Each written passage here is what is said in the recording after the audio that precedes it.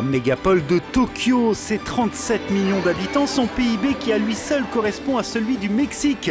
La capitale japonaise qui accueillera les Jeux Olympiques en 2020 affiche ses nouvelles ambitions économiques. Tokyo veut surpasser New York, Londres, Hong Kong ou Singapour et devenir la première place financière au monde. Ces dernières années, une dizaine de zones économiques spéciales ont été mises en place à Tokyo, comme ici dans le quartier de Toranomon. Objectif, créer de véritables écosystèmes pour le business international, avec tous les atouts pour à la fois attirer les investisseurs et les entreprises étrangères et développer bien sûr les interactions avec les entreprises japonaises.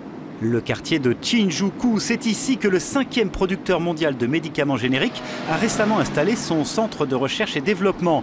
Parce que le Japon est le 2e plus gros marché de la santé au monde et parce que cette zone spéciale lui offre de sérieux avantages.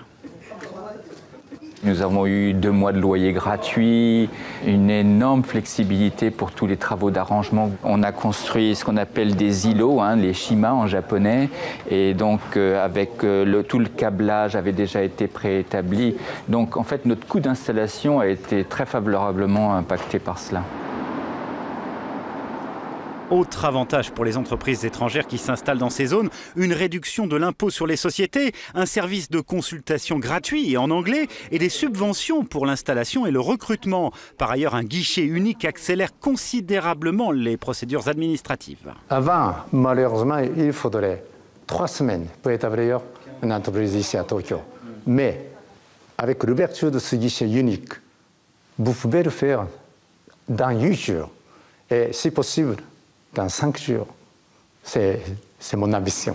Les secteurs qui ont le vent en poupe à Tokyo sont celui de la santé, mais aussi le secteur environnemental et celui des technologies de l'information. Ce patron d'une PME indienne spécialisée dans l'adaptation linguistique de logiciels a lui aussi choisi le Japon pour son sens du service exceptionnel et pour le contexte économique. Le Japon est de plus en plus global, dans le sens où les Japonais sont plus disposés à acheter des produits et des services d'entreprises étrangères.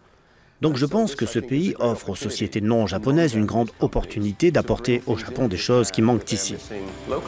De nombreux projets urbains sont en cours de réalisation, comme ici dans le quartier financier de Nihonbashi. Tokyo est aussi en tête du classement des villes les plus sûres au monde et des mégapoles les moins polluées grâce à la chasse au diesel et à la construction de nouveaux périphériques.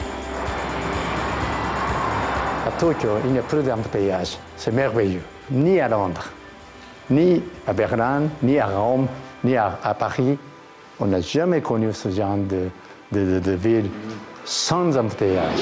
L'ouverture économique, c'est donc le leitmotiv de Tokyo et du Japon, qui devrait d'ailleurs très bientôt finaliser un accord de libre-échange avec l'Europe.